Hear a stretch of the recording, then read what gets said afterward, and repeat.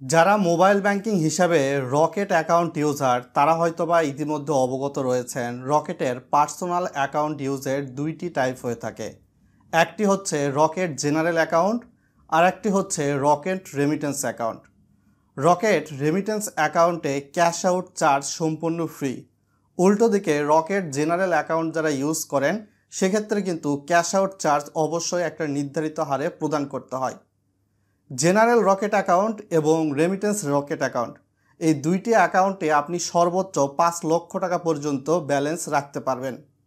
কিন্তু এই দুইটা অ্যাকাউন্টের মধ্যে কিন্তু অনেক পার্থক্য রয়েছে, যার ফলশ্রুতিতে দেখা যায় অনেক সময় রকেট রেমিটেন্স অ্যাকাউন্ট যারা খোলেন তারা কিন্তু বাংলাদেশে থাকা অবস্থায় এই অ্যাকাউন্টে আবার ক্যাশ ইন করতে পারেন না এজেন্টের কাছে গিয়ে, বা অনেক ক্ষেত্রে কিন্তু অনেক রকম বিড়ম্বনায় পড়তে হয়।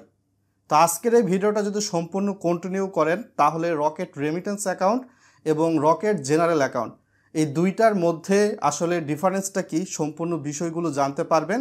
ভিডিওটি সম্পূর্ণ কন্টিনিউ করার আগে অবশ্যই ভিডিওটি লাইক করে দিবেন আর চ্যানেলে নতুন হলে অবশ্যই সাবস্ক্রাইব করে দিবেন মাস্ট।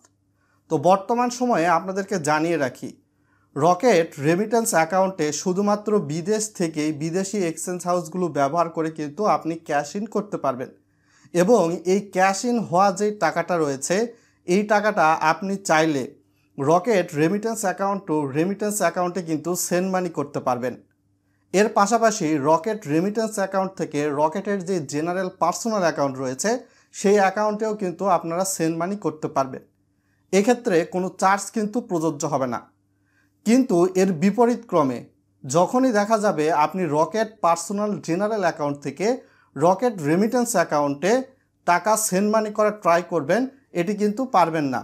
অর্থাৎ এই সুযোগটি কিন্তু বর্তমান সময়ে নেই, এটি কখনোই করা যাবে না।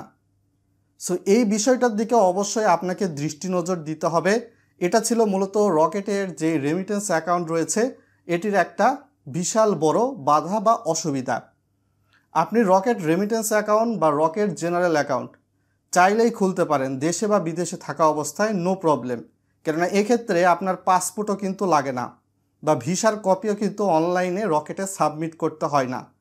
উভয় অ্যাকাউন্টেই কিন্তু বিদেশ থেকে দেশে টাকা পাঠালে, এই অ্যাকাউন্টগুলোর মাধ্যমে টাকা আনলে সেক্ষেত্রে সরকারি প্রণোদনা যে ২.৫% ইনসেন্টিভ রয়েছে এটি কিন্তু আপনারা পাবেন। ভিডিওটা শেয়ার করে দিবেন বন্ধুবান্ধবদের সঙ্গে, যাতে করে তারাও এই বিষয়টা সম্পর্কে জেনে উপকৃত হতে পারে। এছাড়াও রকেট রেমিটেন্স অ্যাকাউন্টের যে সকল সুবিধা রয়েছে, বিদেশে বসেই ইকেওয়াইসির মাধ্যমে নিজের অ্যাকাউন্ট করা যায়। এক্সচেঞ্জ হাউস বা ব্যাংকের মাধ্যমে এই অ্যাকাউন্টে টাকা পাঠানো যায়। এক্সচেঞ্জ হাউসের অ্যাপসের মাধ্যমে প্রবাসীগণ ঘরে বসেই এই অ্যাকাউন্টে টাকা পাঠাতে পারবেন। বিদেশে বসে P2P, bill pay, mobile top up, কেনাকাটা এগুলো সহ সকল প্রকার লেনদেন করতে পারবেন লোকাল ক্যাশ ইন ব্যতীত, যেটা আগেই বললাম।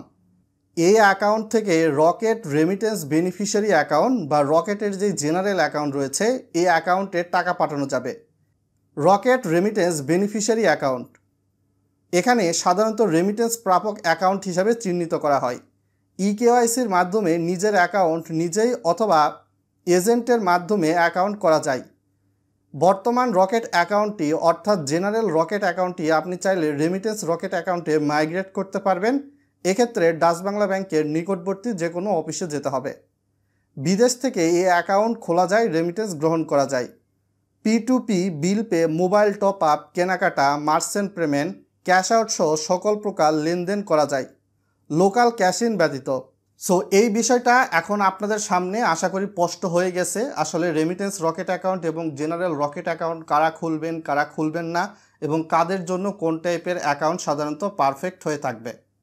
সকলে ভালো থাকবেন, আজকে এখান থেকে বিদায় নিচ্ছি।